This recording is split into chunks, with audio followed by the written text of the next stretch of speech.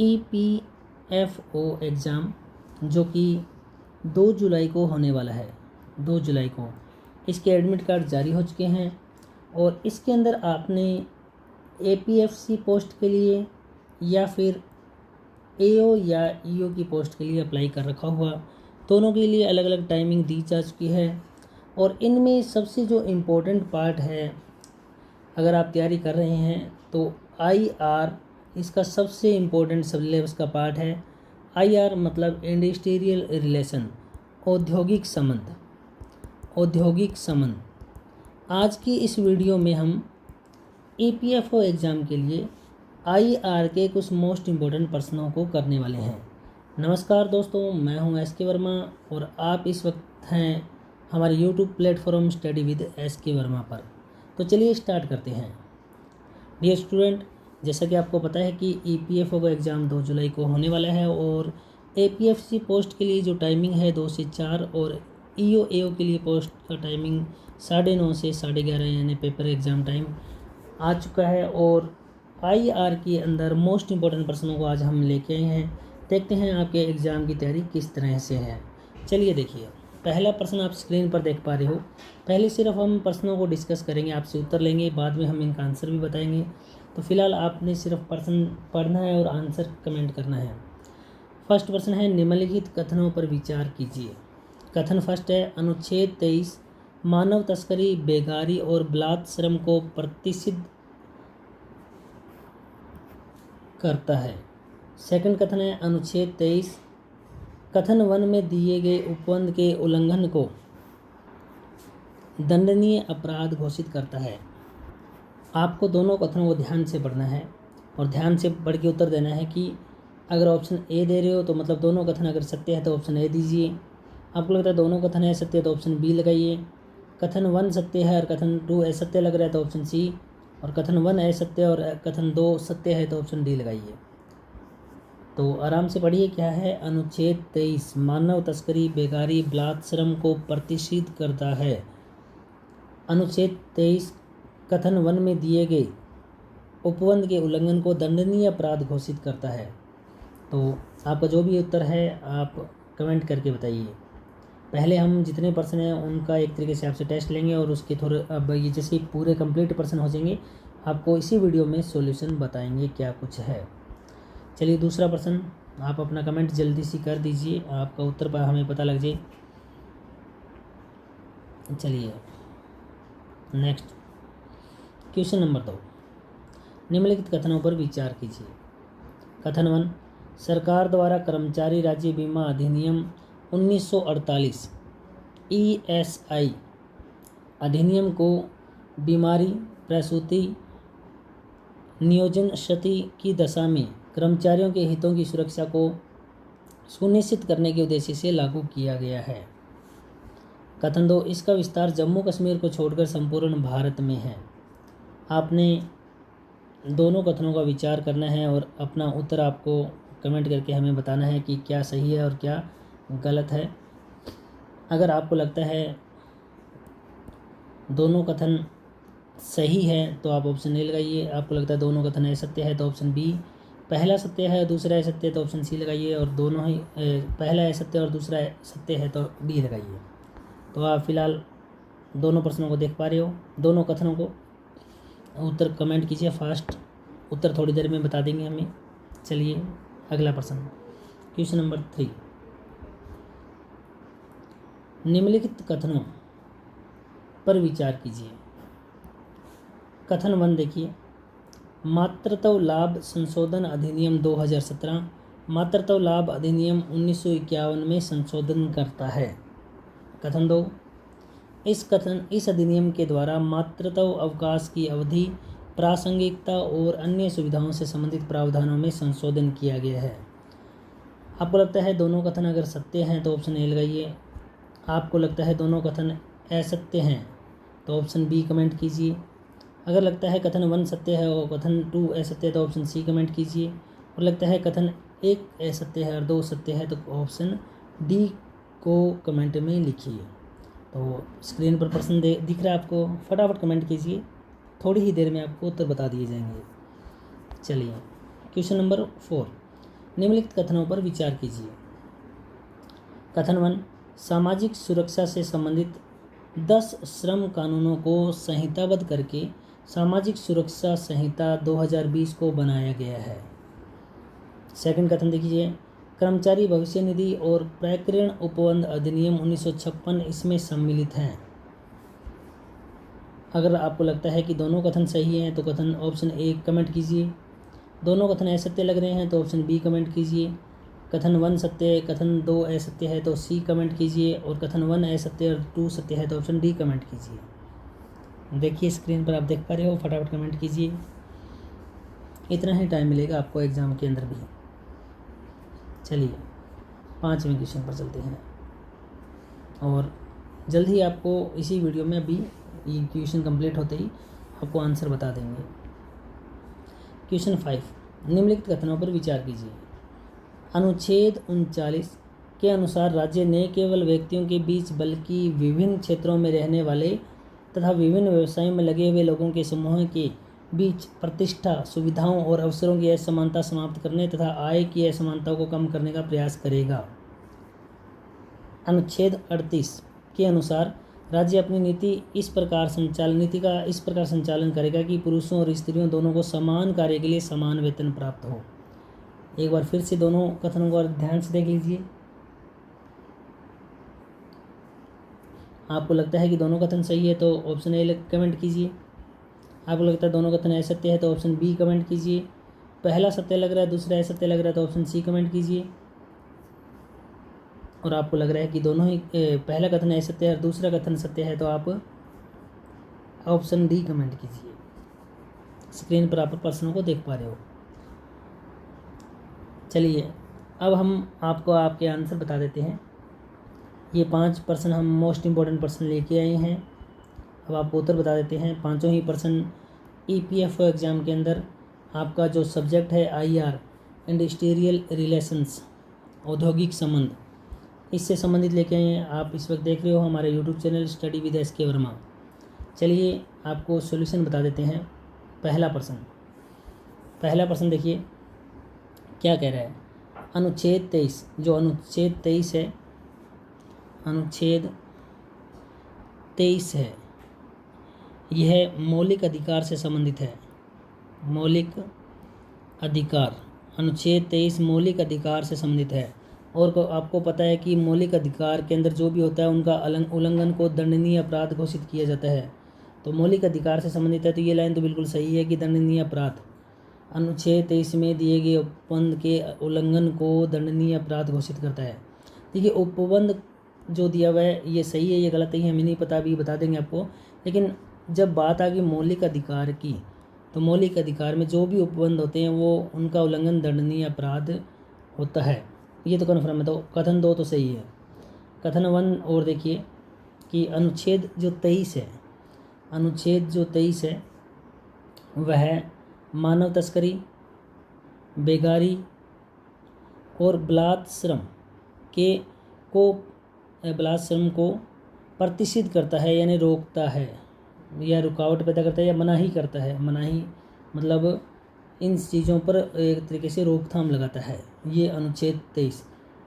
और आपको बता देते हैं कि अनुच्छेद 23 में ये जो स्टेटमेंट दिया हुआ है बिल्कुल सही है, बिल्कुल सही कथन है। अनुच्छेद 23 के ये व्याख्या करता है, अनुच्छेद 23 जो कि मौलिक अधिकार, मूल अधिकारों से संबंधित है और ये उल्लंघन करता है, ये घोषित करता है अनुच्छेद 23 कि कोई भी व्यक्ति अगर मानव तस्करी का कार्य करता है, बेगारी का काम करवा रहा है, मतलब किसी से काम करवा के उसको बेगार पैसा नहीं दे रहा, बलात् श्रम करवा रहा है, तो वह कानून का उल्लंघन कर रहा है और दंडनीय अपराध के अंतर्गत वह कार्य आएगा, और अनुच्छेद 23 में यह निहित है। तो ये दोनों ही स्टेटमेंट सही है, कथन 1 भी सही है, 2 भी सही है। तो ऑप्शन ए सही होगा, दोनों कथन सत्य हैं, यह आंसर आ जाएगा। तो ऑप्शन ए जो जहाँ पर ये गोले बनाए होते हैं ABCD, तो एक वाला गोला ब्लैक करियाना। चलिए आगे चलिए। क्वेश्चन नंबर 2, क्वेश्चन नंबर 2 आप स्क्रीन पर देख पा रहे हो, एक बार फिर से पढ़ लो। अभी तक आपने कमेंट नहीं किया, जल्दी से कमेंट करके बता दीजिए कौन सा उत्तर सही है, कौन सा गलत है। स्क्रीन पर आप देख पा रहे हो। देखिए फर्स्ट स्टेटमेंट क्या है, सरकार द्वारा कर्मचारी राज्य बीमा अधिनियम 1948 कर्मचारी राज्य बीमा अधिनियम 1948 ESI अधिनियम, ESI, ई का मतलब यहाँ एम्प्लॉयज़ है, द एम्प्लॉयज़, एस का मतलब स्टेट है और आई का मतलब इंश्योरेंस है, द एम्प्लॉयज़ स्टेट इंश्योरेंस। कर्मचारी राज्य बीमा अधिनियम 1948 ESI अधिनियम को बीमारी, प्रसूति, मैटरनिटी, नियोजन सती की दशा में कर्मचारियों के हितों की सुरक्षा को सुनिश्चित करने के उद्देश्य से लागू किया गया। ये बिल्कुल सही स्टेटमेंट है, याद कर लीजिए। 1948 में इसका विस्तार जम्मू कश्मीर को छोड़कर संपूर्ण भारत में, ये हटा दीजिए, जम्मू कश्मीर को छोड़कर, इसके चक्कर में ये गलत हो गया स्टेटमेंट। इसका विस्तार संपूर्ण भारत में है और दूसरा कथन गलत है, इसके यहाँ पर यह आना चाहिए था, इसका विस्तार संपूर्ण भारत में, जम्मू कश्मीर में भी है। तो यहाँ पर पहला सत्य है, दूसरा असत्य है। पहला कथन सत्य है, दूसरा असत्य है। आपका ऑप्शन सी आ जाएगा, ऑप्शन सी आ जाएगा। पहला कथन सत्य है और दूसरा असत्य है। आप अपनी तैयारी का आंकलन कर सकते हैं, हमारे साथ कमेंट करके बता सकते हैं कि आपका कौन सा सही हो रहा है, कौन सा गलत हो रहा है। क्वेश्चन नंबर थर्ड एक बार फिर स्क्रीन पर देखिए। क्वेश्चन नंबर थर्ड आप देख पा रहे हो। पहला जो स्टेटमेंट है, देखिए क्या दिया हुआ है, मातृत्व लाभ संशोधन। संशोधन का मतलब होता है भी अमेंडमेंट, अधिनियम, अमेंडमेंट एक्ट 2017, मातृत्व मैटरनिटी बेनिफिट अमेंडमेंट एक्ट 2017, मातृत्व लाभ अधिनियम 1951 में संशोधन करता है। तो यह जो संशोधन मातृत्व लाभ अधिनियम 1951 में नहीं, 1961 में संशोधन करता है, 1961 में संशोधन करता है। तो पहला कथन गलत हो गया, फर्स्ट स्टेटमेंट रॉन्ग है। आगे है कि इस अधिनियम के द्वारा मातृत्व अवकाश की अवधि, प्रासंगिकता और अन्य सुविधाओं से संबंधित प्रावधानों में संशोधन किया गया है। ये सही है, कथन नंबर 2 स्टेटमेंट सही है। यानी फर्स्ट स्टेटमेंट जो है ना, मातृत्व लाभ संशोधन अधिनियम 2017, देखो संशोधन अधिनियम 2017 में आया था, ये सही है। मातृत्व लाभ मैटरनिटी बेनिफिट संशोधन का मतलब अमेंडमेंट एक्ट 2017, ये बिल्कुल सही है। और मातृत्व लाभ अधिनियम 1951 में संशोधन करता है, यहाँ गलत हो गया, अभी 1961 में संशोधन करता है। मातृत्व लाभ अधिनियम 1961 में आया था, उसका संशोधन करता है। और ये नीचे वाला भी सही है कि इस अधिनियम के द्वारा मातृत्व लाभ की अवधि, प्रासंगिकता और अन्य सुविधाओं से संबंधित प्रावधानों का संशोधन किया गया है। तो यहाँ कथन 1 गलत है, 2 सही है। कथन 1 जो है, कथन 1 वो गलत है, सॉरी हाँ असत्य है, और दूसरा क्या है, सत्य है। ऑप्शन डी आ जाएगा, ऑप्शन डी आ जाएगा। चलिए नेक्स्ट सवाल पर चलते हैं, क्वेश्चन नंबर 4 पर चलते हैं। क्वेश्चन नंबर 4 आप स्क्रीन पर देख पा रहे हो। हाँ जी, स्टेटमेंट 1 देखिए, कथन 1 देखिए, सामाजिक सुरक्षा से संबंधित 10 श्रम कानूनों को संहिताबद्ध करके सामाजिक सुरक्षा संहिता 2020 को बनाया गया है। तो सामाजिक सुरक्षा संहिता 2020 में आई, ये तो ठीक है। और सामाजिक सुरक्षा से संबंधित, ये गलत हो गया, अभी 10 श्रम कानूनों को संहिताबद्ध नहीं, 9 श्रम कानूनों को संहिताबद्ध करके बनाया गया है। सामाजिक सुरक्षा से संबंधित 9 श्रम कानूनों को संहिताबद्ध करके सामाजिक सुरक्षा संहिता 2020 बनाया गया है। तो पहला स्टेटमेंट गलत हो जाता है। कर्मचारी भविष्य निधि और प्रकीर्ण उपबंध अधिनियम, कर्मचारी भविष्य निधि और प्रकीर्ण उपबंध अधिनियम 1956 इसमें सम्मिलित है। देखिए ये सम्मिलित तो है, कर्मचारी भविष्य निधि और प्रकीर्ण उपबंध अधिनियम सम्मिलित है, लेकिन 1956 में नहीं आया था, ये आया था 1952 में। ये अधिनियम 1952 का है। कर्मचारी भविष्य निधि और प्रकीर्ण उपबंध अधिनियम 1952 जो है ना, वो इसमें सम्मिलित है। किसमें? सामाजिक सुरक्षा संहिता, क्योंकि 9 सम्मिलित है ना, 9 में से एक है, लेकिन ये 1956 का नहीं है, 1952 का है। तो ये स्टेटमेंट भी गलत होगी, दोनों ही स्टेटमेंट गलत है। आपका कथन आ जाएगा ऑप्शन बी, दोनों कथन असत्य हैं। तो पता लग गया ये कथन क्यों असत्य है, क्योंकि यहाँ पर 10 की जगह 9 है, सॉरी 9 आना था, 10 आया हुआ है। और ये 1952 आना था, 1956 आ गया, तो दोनों ही गलत है। और वैसे ये जो लाइन है ना, कर्मचारी भविष्य निधि और प्रकरण उपबंध अधिनियम, ये इसमें शामिल है, पर ये बस ये सन गलत लिख दिया, 1956 लिख दिया, 1952 लिखना था। चलिए नेक्स्ट क्वेश्चन पर चलते हैं, यानी उत्तर बी आ जाएगा, ऑप्शन नंबर बी आ जाएगा इसका, ऑप्शन बी। नेक्स्ट अगला question, question number 5। Question number 5 देखिए, आपके पास दो स्टेटमेंट दिए हुए, दोनों को पढ़ते हैं।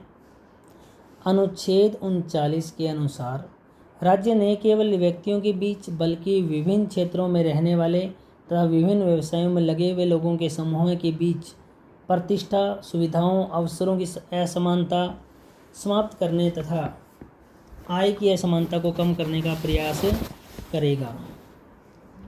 देखिए अनुच्छेद 39 के अनुसार ये दे रहा है कि राज्य के बारे में बात कर रहा है, न केवल व्यक्तियों के बीच बल्कि विभिन्न क्षेत्रों में रहने वाले विभिन्न व्यवसायों में लगे हुए लोगों के समूहों के बीच प्रतिष्ठा, सुविधाओं और अवसरों की असमानता को समाप्त करने और आय की असमानता को समाप्त करने का प्रयास करेगा।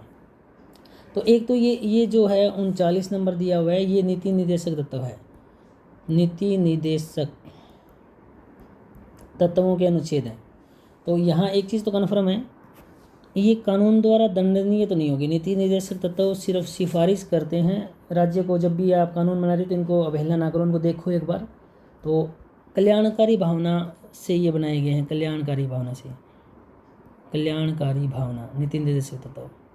तो राज्य कल्याण की बातें करते हैं, तो ये अनिवार्य नहीं है, ये नहीं कि आपको लागू करना ही है 100%। और ये स्टेटमेंट तो ठीक है, लेकिन ये अनुच्छेद 39 गलत दिया हुआ है। ये अनुच्छेद 39 की जगह अनुच्छेद 38 में है, अनुच्छेद 38 आएगा ये। तो पहला स्टेटमेंट सही होते हुए भी गलत हो गया, क्योंकि अनुच्छेद गलत लिखा हुआ है। अब यहाँ देखो, चलो ये गड़बड़ होगी ना, अनुच्छेद 38, ये 38 यहाँ दे दिया, तो शायद ये भी गलत होना चाहिए। अनुच्छेद 38, क्योंकि 38 में तो ये ऊपर वाला गया ना। अनुच्छेद 38 के अनुसार राज्य अपनी नीति का इस प्रकार संचालन करेगा कि पुरुषों और स्त्रियों दोनों को समान कार्य के लिए समान वेतन प्राप्त हो। तो समान कार्य के लिए समान वेतन हो, ये भी नीति निर्देशक तत्वों में दिया है, और ये 38 में दिया, ये 39 में दिया हुआ है, 39 में दिया हुआ है। अनुच्छेद 39 ये कहता है कि पुरुषों और स्त्रियों को समान कार्य के लिए समान वेतन मिले, समान कार्य के लिए समान वेतन मिले। तो दोनों स्टेटमेंट सही होते हुए भी गलत हो गई है, क्योंकि अनुच्छेद क्रमांक गलत लिखा हुआ है। ऊपर वाले स्टेटमेंट सही है, लेकिन वो आनी थी किसमें, अनुच्छेद 38 में। नीचे वाली स्टेटमेंट सही है, वो आनी थी अनुच्छेद 39 में। तो इस चक्कर में दोनों कथन गलत हैं, दोनों ही कथन असत्य हैं। ठीक है जी, तो ये क्वेश्चन 5 था, और हम 5 प्रश्न लेके आए हैं, मोस्ट इम्पॉर्टेंट 5 प्रश्न, और ये 5 प्रश्न हम कर रहे हैं। EPFO एग्ज़ाम आपका जो 2 जुलाई को कंडक्ट होने वाला है, APFC की पोस्ट के लिए और EO की पोस्ट के लिए। और इसमें मोस्ट इम्पॉर्टेंट आपका सिलेबस है IR का, इंडस्ट्रियल रिलेशन का, औद्योगिक संबंध का। और आप देख रहे हो स्टडी विद SK वर्मा, मैं हूँ SK वर्मा, और आज आपने मोस्ट इम्पॉर्टेंट 5 प्रश्नों को देखा है। उम्मीद करते हैं आपने जो भी कमेंट किए हैं, आपके उत्तर वो लगभग सही हों। तो आज की इस वीडियो में इतना ही। इसी तरह की एक अन्य वीडियो के साथ फिर मुलाकात होगी, तब तक के लिए बाय, टेक केयर।